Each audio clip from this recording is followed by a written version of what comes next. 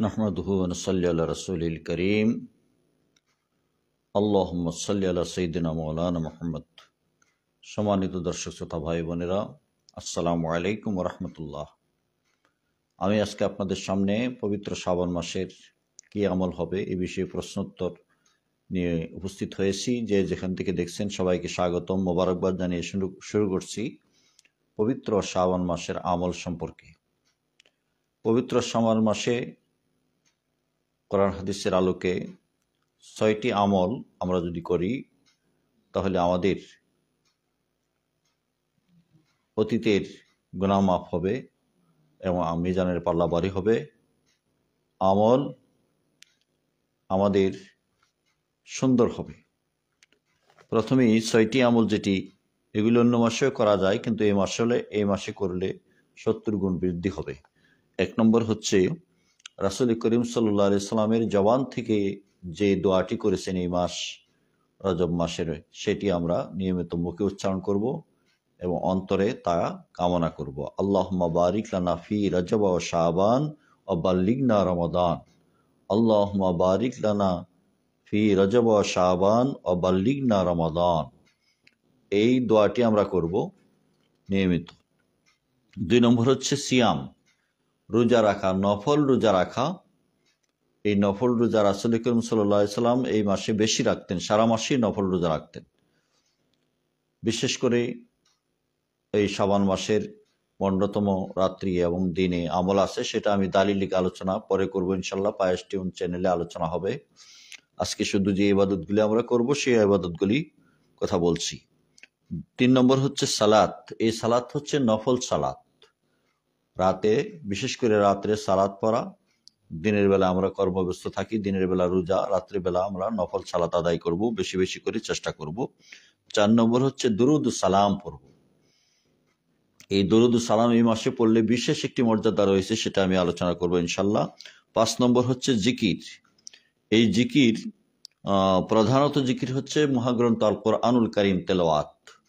কোরআনুল কারীম যারা তেলাওয়াত জানি না তাদেরকে অবশ্যই কোরআন শিখতে হবে। কোরআন শিক্ষা সকলের জন্য ফরজ। কোরআন না শিখলে ওই ফরজ তরক হবে। অতএব কোরআন শিক্ষা করতে হবে। যারা জানি শুদ্ধ করার চেষ্টা করতে হবে, নিয়মিত তেলাওয়াত করতে হবে, কোরআন জানার চেষ্টা করতে হবে কেন আল্লাহ তাআলা আমাদের কাছে কোরআন নাজিল করেছে। এটা বড় জিকির। ২ নম্বর জিকির হচ্ছে আল্লাহ সুবহানাহু ওয়া তাআলা বলেছেন অযকুর রাব্বাকা, অযকুর ইসমা রাব্বাকা, তুমি তোমার রবের নামে জিকির করো। রবের ইসমে নাম হচ্ছে আল্লাহ, আল্লাহ জাতি নাম আল্লাহু, আল্লাহু আল্লাহ, আল্লাহ, এভাবে জিকির করব। তারপরে কালিমার জিকির করব, লা ইলাহা ইল্লাল্লাহ, লা ইলাহা ইল্লাল্লাহ, লা ইলাহা ইল্লাল্লাহু মুহাম্মাদুর রাসূলুল্লাহ। এই জিকির করে বেশি বেশি জিহ্বা তাজা করব, কলবকে সজীব করব। তারপরে জিকির হচ্ছে তাসবিহাত, বিভিন্ন তাসবিহাত যেগুলি শিক্ষা দিয়েছেন। সুবহানাল্লাহি আলহামদুলিল্লাহি ওয়া লা ইলাহা ইল্লাল্লাহ, আল্লাহু আকবার, সুবহানাল্লাহি ওয়া বিহামদিহি আদাদা খালকিহি ওয়া রিদা নাফসিহি ওয়া জিনাতা আরশিহি ওয়া মিদাদা কালিমাতিহি। এই তাসবিহ পড়ব। এই তাসবিহ পড়ব সাথে সাথে আদিয়াই মাসনুনা, যেগুলি আল্লাহ রাসূল সাল্লাল্লাহু আলাইহি ওয়াসাল্লাম আমাদেরকে বিভিন্ন কাজে শিক্ষা দিয়েছেন। ঘরে ঢুকতে, ঘরে প্রবেশ করতে, বের হইতে, মসজিদে ঢুকতে, মসজিদ থেকে বের হতে, মসজিদ থেকে, তারপরে খাবারের আগে পরে, ইস্তেঞ্জা যাওয়ার আগে পরে যেসব মসনুন দোয়া আমাদেরকে শিক্ষা দিয়েছেন সেগুলি জিকিরের অন্তর্ভুক্ত, সেগুলি আমরা নিয়মিত করার চেষ্টা করব। তারপরে ৬ নম্বর হচ্ছে সদকা। সদকা ২ রকমের আছে। একটা হচ্ছে ফরজ সদকা, জাকাত। সেটা জাকাত যারা আমরা উপযুক্ত হয়েছি এই মাসে আদায় করলে ৭০ গুণ সওয়াব বেশি পাবো, জাকাত আদায় করতে পারি। এছাড়াও এতিম, মিসকিন, অসহায় মানুষকে সাহায্য করব, এতিমকে সাহায্য করব, গরিব দরিদ্র মানুষকে সাহায্য করব, অসহায় মানুষকে সাহায্য করব যার যার সাধ্য অনুযায়ী। তাহলে এই মাসে ৭০ গুণ সওয়াব বাড়িয়ে দেওয়া হবে। এই কাজগুলি হচ্ছে এই ৬টা আমলের কথা বললাম সংক্ষিপ্ত আকারে। ১ নম্বর হচ্ছে আমরা দোয়া করব রাসূল সাল্লাল্লাহু আলাইহি ওয়াসাল্লাম যেভাবে দোয়া করতেন, আল্লাহুম্মা বারিক লানা ফি রজব ওয়া শাবান ওয়া বাল্লিগনা রমাদান। ২ নম্বর নফল সিয়াম পালন করব। ৩ নম্বর নফল নামাজ পড়ব। ৪ নম্বর দরুদ ও সালাম পড়ব বেশি বেশি, যেটা আল্লাহ তাআলা ফেরেশতারা করে থাকেন আমরাও করব। এই দরুদ ও সালাম না পড়লে সকল ইবাদত ব্যর্থ হবে, কোনো ইবাদত কবুল হবে না। ৫ নম্বর জিকির করব যেগুলি বললাম। ৬ নম্বর সদকা। এই বিষয়ে আমি আপনাদের সামনে দরুদ ও সালামের ব্যাপারে আলাদা একটা বৈশিষ্ট্য এই মাসের ব্যাপারে আমি আলোচনা করব।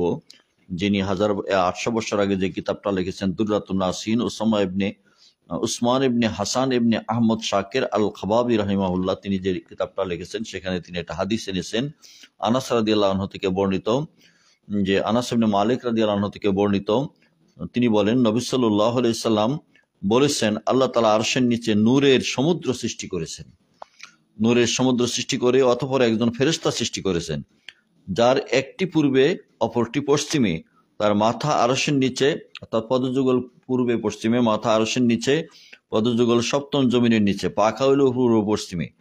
বান্দা শাবান মাসে আমার প্রতি দরুদ শরীফ পড়লে আল্লাহ তাআলা সেই ফেরেশতাকে আবে হায়াতে ডুব দেওয়ার জন্য আদেশ দেন। সেই ফেরেশতা পানিতে ডুব দিয়ে বের হয়ে ডানা দয়ে জারা দিলে প্রত্যেক পলকে পানির ফোঁটা বের হয়, আর আল্লাহ তাআলা প্রত্যেক ফোঁটা দ্বারা এক একজন ফেরেশতা সৃষ্টি করেন, যারা কিয়ামত পর্যন্ত তার জন্য ইস্তেগফার করতে থাকে। তাই আসুন আমরা এই মাসে বেশি বেশি করে দরুদ ও সালাম পড়ি, ইবাদত করি। আমি এই মাসে আজকের আলোচনা শুরু করলাম, পরে ইনশাল্লাহ দালিলিক যারা আলোচনা করব। এরপরে প্রশ্নোত্তরে যে প্রশ্ন করা হয়েছে, অনেকে বলে থাকেন, অনেক শায়েখরা বলে থাকেন এই মাসে বা শবে বরাতগুলি বেদাত। ভাই বোনেরা শোনেন, যারা বেদাত বলে তাদের চেহারার দিকে তাকিয়ে দেখুন, তাদের মাথা থেকে পাওয়া পর্যন্ত বেদাতে আচ্ছাদিত, তারা ফতোয়া দেয় বেদাত। মাথায় যে রুমালটা গোমটা দেয় সেটা তো আল্লাহ রসুল দেন না, সাহাবী দেন না, তাবিয়ে দেয় নাই এরকম গোমটা, এটা একটা বেদাত। তারপরে তারা যে দুই দিকে ফাড়া জামা গায়ে দেন সেটা একটা বেদাত। বেদাত গায়ে দিয়ে, বেদাই মাথা দিয়ে এরা বেদাত ফতোয়া দিচ্ছে ইবাদত থেকে মানুষকে সরানোর জন্য। অতএব এগুলি বেদাত নয়, নফল ইবাদতের মাধ্যমে আল্লাহর সান্নিধ্য হাসিল করার চেষ্টা করব, রাসূলের ভালোবাসা অর্জনের চেষ্টা করব, এবং এই বিষয়ে কোরআন সুন্নাহর দালিলিক আলোচনা ইনশাল্লাহ পায়েস্টন চ্যানেলে দিব, এবং ব্যক্তিগতভাবেও আমার লাইভে আলোচনা করব আগামীতে ইনশাল্লাহ। আল্লাহ তাআলা যাতে আমাদের সবাইকে আমলের দিকে এগিয়ে আসার জন্য তৌফিক দান করেন। যেহেতু রাসূল সাল্লাল্লাহু আলাইহি ওয়াসাল্লাম বলেছেন বাদিরু বিল আমাল, তোমরা আমল দ্রুত গতিতে আমল করো, ফিতনা ফাসাদ থেকে যাতে আমরা মুক্ত হয়ে আমল করতে পারি। আল্লাহ তাআলা আমাদের সবাইকে তৌফিক দান করুন। সবাই ভালো থাকুন, সুস্থ থাকুন। ওয়া আখিরু দাওয়ানা আলহামদুলিল্লাহি রাব্বিল আলামিন।